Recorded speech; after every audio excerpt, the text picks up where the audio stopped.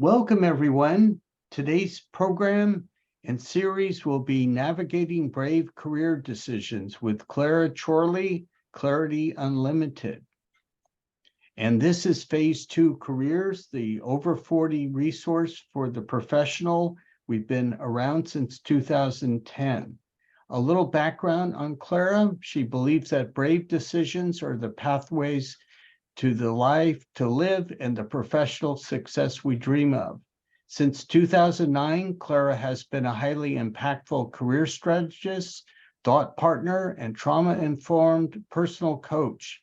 She helps leaders in the business world untether from habits and environments that are wearing them out and take them back control of their careers and health.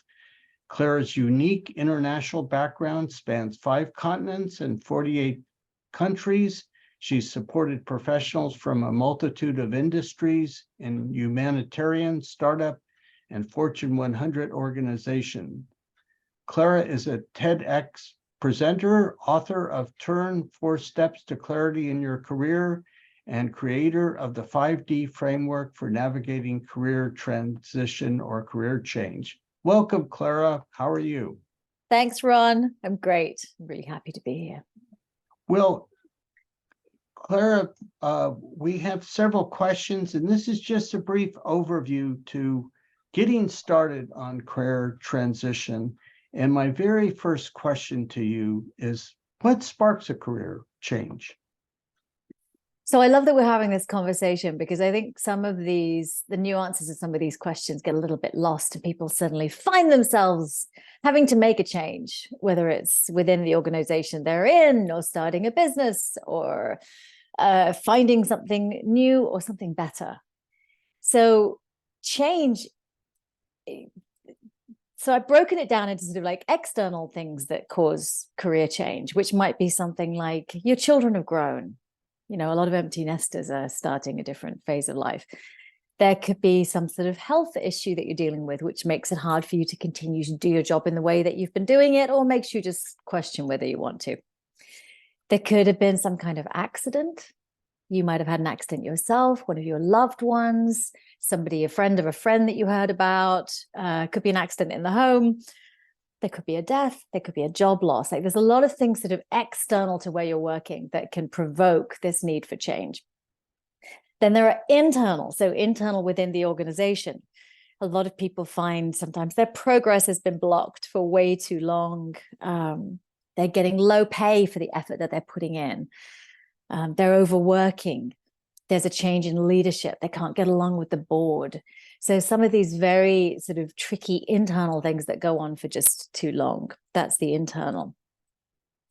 But there's also an ideal way that we spark change, because change, and I call that third idea like maturation. Because for all of us, we're changing and we're growing all the time. We can't stop that. It's a natural evolution that we as humans go through because we're part of life. And we're wired for that. So often the impulse for a change is a very natural thing. And part of making brave decisions is starting to, or continuing to notice that impulse for change sooner, before something internal happens, before something external happens, or before things get too much. Oh, I notice I'm getting a little bored. I think I've mastered this. Or, oh, I noticed there's that behavior from somebody within the organization, and I think that's going to be a problem for me. Or, oh, I'm just sort of ready for the next thing. That doesn't even have to be a problem. I'm just ready for the next thing in my life. So the maturation following that is really the ideal way to spark change. So you're giving a different way to be in tune with change, but a lot of people get to the point where they get very stuck and they get frustrated. What are your pointers on getting unstuck in a career change? I love this question because there's so many, I call it there's a point of diminishing returns. There's sort of this point where people are like, oh, I don't think this is working. Oh, it's not really working, but they're sort of adapting to what's not working at the same time. And there's resistance still, and they're still annoyed. And then there's this point at which it's like, okay, it's not working, but I don't think I can get out of it, or I don't know how to navigate to somewhere better. And then there's sort of sometimes an apathy that kicks in, and that can be usually where stuckness kind of starts at that point, and then it just nuzzles in and deepens as you go on. So most people know if they're stuck. I think it's you hear it all the time, right? Yeah, I'm stuck, I'm stuck, I'm stuck. I don't know how to. So most people know when they're in that stage. So let's just a couple of thoughts about getting unstuck, because it's very personal. So I'm going to preempt this with, I don't know what's going to help you get unstuck, because if I had a longer conversation, I would be able to sort of sort through that. But here are some very general ideas that may not be satisfying enough for some people. Start with imagination. Imagination is so important. I think that gets put down when we start feeling stuck in places. Imagination can provoke faith and hope and possibility. So we're imagining how we want to feel. The brain generally will look back at what its past experience. So the brain's not very good at sort of clearly imagining something new. Some brains are, but a lot aren't. They just sort of pull from the past. So imagination and a felt sense of like, I want to feel, what does it feel like to be valued? What would it feel like to be really, knocking it out of the park in this job? Like, what would all of that feel like? Imagining that again, imagining that possibility of feeling better. What would it feel like to wake up on a Monday morning and go, yeah, I feel great about where I'm going to spend my time today and my energy. So imagination is really big. The second piece is exploration. So exploring. And for some people, I know you've got a lot of very smart people in your group. So they are researchers, right? They understand the research side of things. So that's what exploration is. It's really, if we imagine we all are maybe part of 3 or 4 worlds max, but there are maybe 150 worlds out around us, research gets us outside of our limited experience, our limited circles. And that's really, really important, because part of being stuck is often, I don't think there's anything better. I'm not sure the grass is greener. And maybe I should just accept this because this is as good as it's going to get. And that's often a reflection of your own experience and the conversation you're having with the people around you. So research helps you get outside of that. And your 2 best friends are LinkedIn and Google. And they're amazing for this, because on LinkedIn, even if you look at your thread and you don't have anything going on, you can easily start to change that, so that you're getting connected with people that are inspiring and some true thought leaders, and also start to see organizations out there that are doing interesting and meaningful things and actually care about their people. So exploration is really, really big.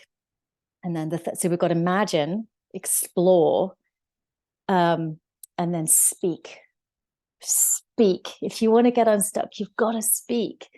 I wrote a post, I think it's going up on Wednesday this week, about, for some of us, we're verbal processors. We need to be heard. We need to be heard. We need to hear ourselves talk. We need to have reflection of what we're saying. We need attention on us so we can sort through the complexity of our lives. So speaking is really big. And we need to be out there talking to people who are safe. And by safe, I mean, if we're working somewhere, they're not going to go tell our boss that we're looking.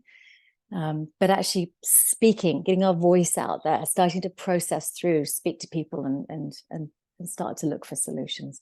So imagine, explore, and speak. 3 intro ways to get unstuck. So those are great tips.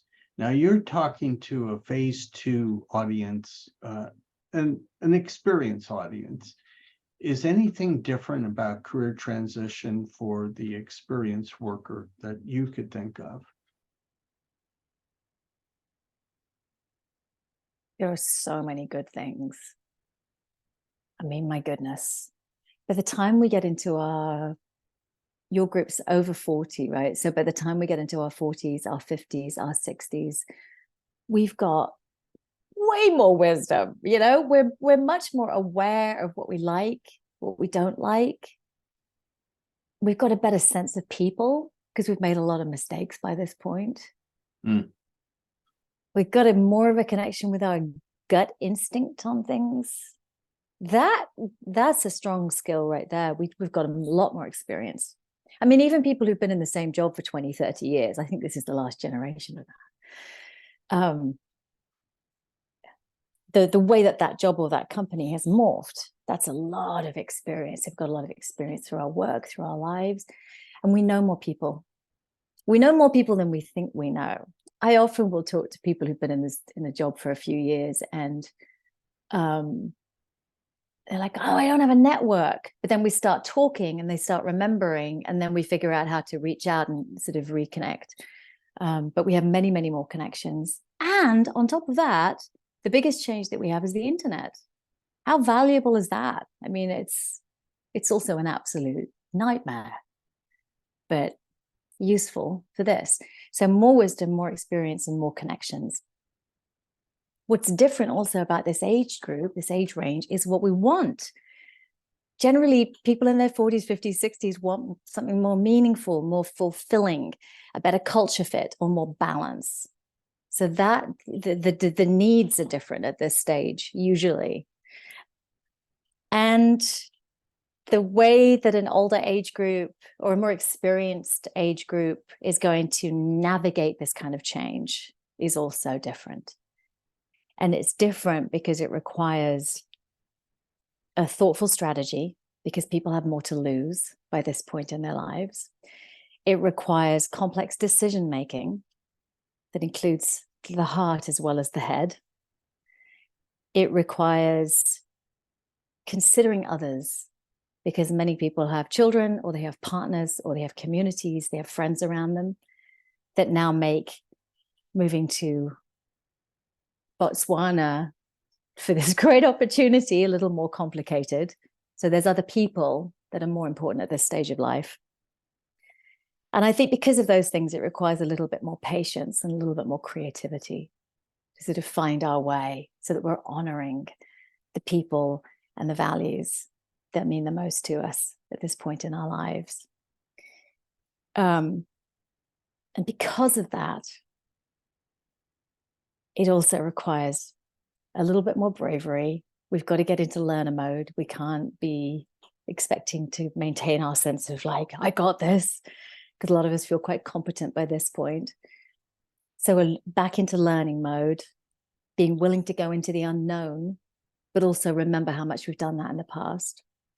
It requires a different level of risk. We're taking different kind of chances. Got to be ready to get rejected again, try new things. And it requires faith. And a faith in our own abilities to learn and to adapt and to pivot, but also faith in the fact that there's something out there for us, something that really belongs to us, something that fits.